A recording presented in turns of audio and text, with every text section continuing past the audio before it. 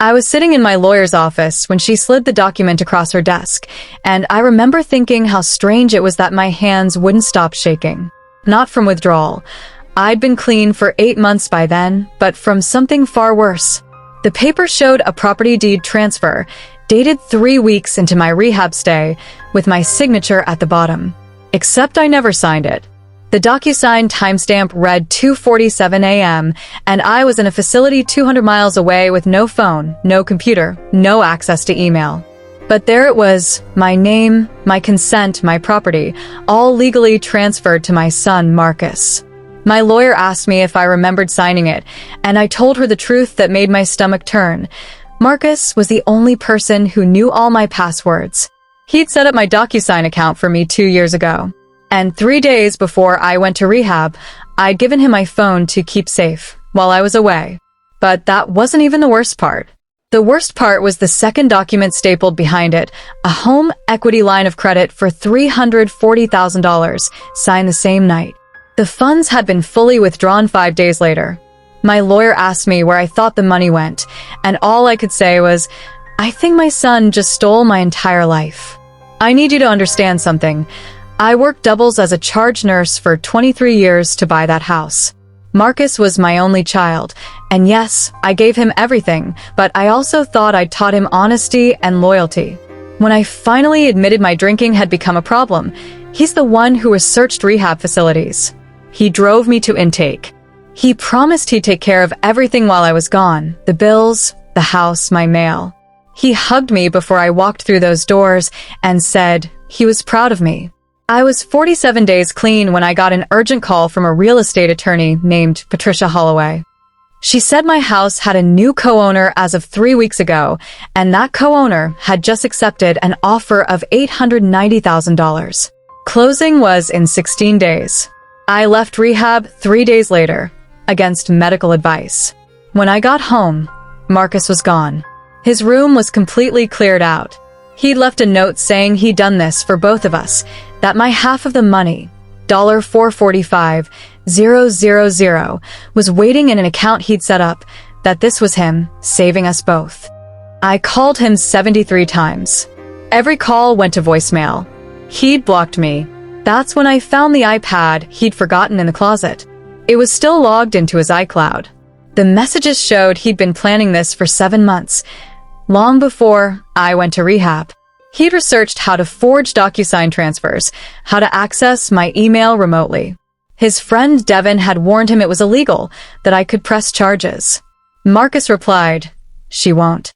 She'll be too embarrassed. Trust me, I know my mother."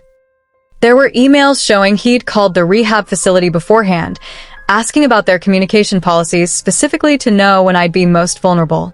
He'd weaponized my recovery against me. Photos showed apartment listings in Costa Rica. Messages with Devin talked about how he could live like a king there, how I'd probably drink myself to death anyway, so it didn't really matter. He'd written, "She's been dying in slow motion my whole life. At least this way, I get something out of it." Then I checked the bank account from his note, the one with my half. It existed, but the balance was $24,680. Not $445,000. He deposited just enough to look legitimate, then withdrawn the rest through cryptocurrency exchanges. Untraceable. Gone forever. Marcus hadn't left me half. He'd left me scraps. I made a choice that night. I decided to let him think he'd won. I didn't call the police. I let the house sale go through. I moved into a small apartment, went back to AA, finished my treatment as an outpatient. I changed all my passwords and started rebuilding from nothing. And I waited. Because here's what Marcus didn't know. I'd bought that house through a special healthcare worker program. If I sold within 20 years, I owed back 38% of the profit to the state housing authority. At 15 years, that was $209,000. Marcus never read the deed properly. And because his name was on the fraudulent paperwork, he was legally responsible for that repayment. The state came after him 6 months later. He'd already spent most of the money. He couldn't pay. They threatened criminal charges for deed fraud and housing program violations. His blocked number started leaving desperate voicemails. He was sorry. He'd made a mistake. He needed my help. Wasn't he still my son? I deleted every voicemail. He was arrested trying to board a flight to Costa Rica. Federal penalties for defrauding government housing programs. He took a plea deal. 3 years prison, 5 years probation, wage garnishment for life. Someone asked if I'd visit him, if I'd help with legal fees. I said no. Marcus sent me a letter from prison 4 months ago. 6 pages of apologies and explanations. The last line said, "I hope someday you can forgive me, because I don't think I'll ever forgive myself." I haven't written back. I'm 18 months sober now. I live in my small apartment with charity shop furniture and plants I'm learning to keep alive. I have $3,200 in savings. Not much, but it's mine. Some people say I'm too hard, that family is family. But my son looked at my suffering and saw opportunity. He calculated my vulnerability down to the day. So if you're listening to this and someone in your family has access to your passwords, your accounts, your trust, please protect yourself. Change everything. Don't assume blood means loyalty. I lost my house.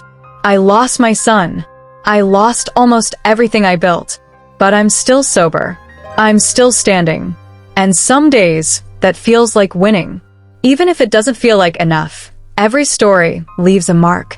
If this one touched you, let the telling tree grow by your like and subscribe.